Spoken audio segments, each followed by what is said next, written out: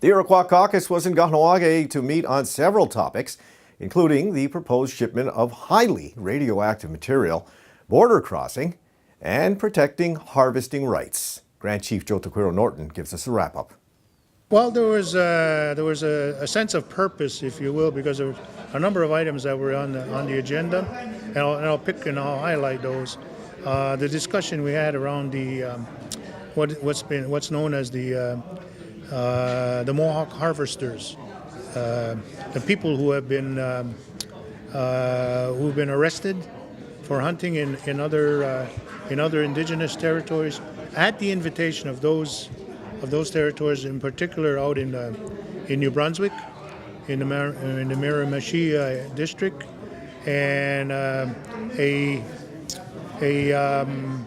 coming together of the communities, activities and actions that are going to be taken in order to support those hunters from Akwesasne. I think there were 6 of them that were arrested. They made a plea here yesterday for our support, both political and financial, and we've given this, as of this morning, that financial and that political support will be there with them. They'll be in court July 17th in Miramichi. There's a commitment from the table for as many people as possible to be there. That's the beginning of the kind of treaty and trade and commerce arrangements that we're trying to do between other indigenous nations as well as the Iroquois Caucus.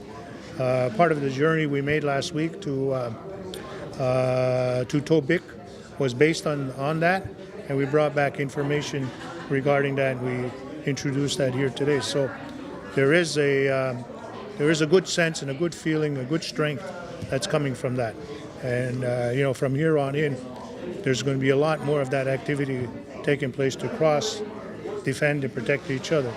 A committee has been formed to work on this particular issue. They met last night, and this morning they gave an update and a report on what they recommended, which has been accepted by the caucus itself. But I look at this going beyond hunting and fishing.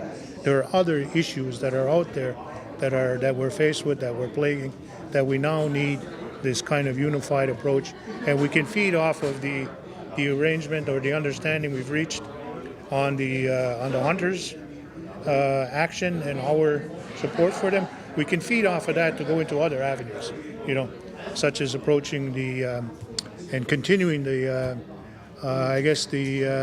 process that we started regarding the claim, the Algonquin claim in Ontario. That's not finished. We still have work to do in order to get out there and pressure governments, to the government of Ontario and the government of Canada, to seriously look at that our territories, the Iroquois Caucus and the Iroquois communities, have overlapping interests and jurisdiction in that particular area. It's a swath of land, starts right from the city of Ottawa all the way up to North Bay, Ontario.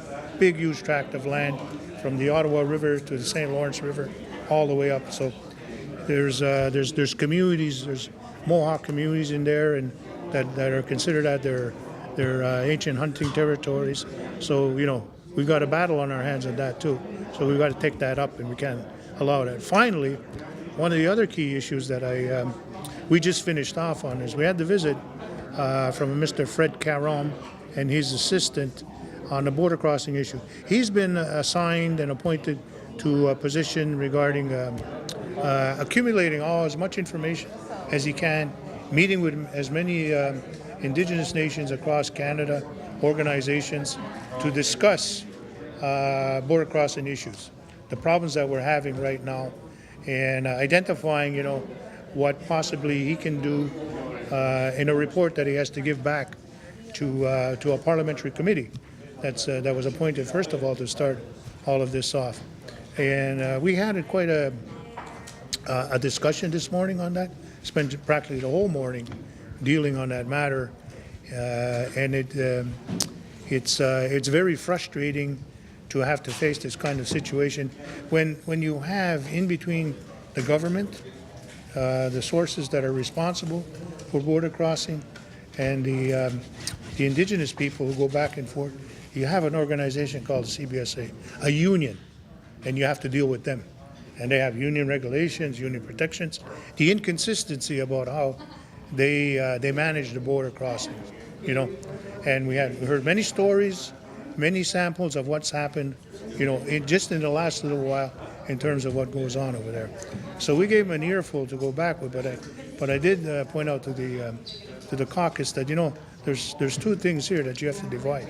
One is on a day-to-day basis, all the issues that we're facing, the problems we're facing at border crossing, and then there's also over and above that is the political side of it. The political side meaning the laws that are applied, the things that happen to us that cause from these laws that have been applied, and the inconsistency between the U.S. Laws and policies and Canada's policy, J Treaty and anything else. And then anything that comes up new, how it affects us, So we had a lot to talk about this morning and lay on the table. We gave a lot to Mr. Kahnawà and his assistant to go back and think about, And he said if time permits, he'd like to come back and talk strictly to Kahnawake about this matter, So hope time will permit, because I think it's late August is when he has to give his final report to the parliamentary committee, So that's just around the corner, And if you have to travel across the country, and meet with as many organizations as possible to get a very rounded response from them, then that's a lot of work that has to be done.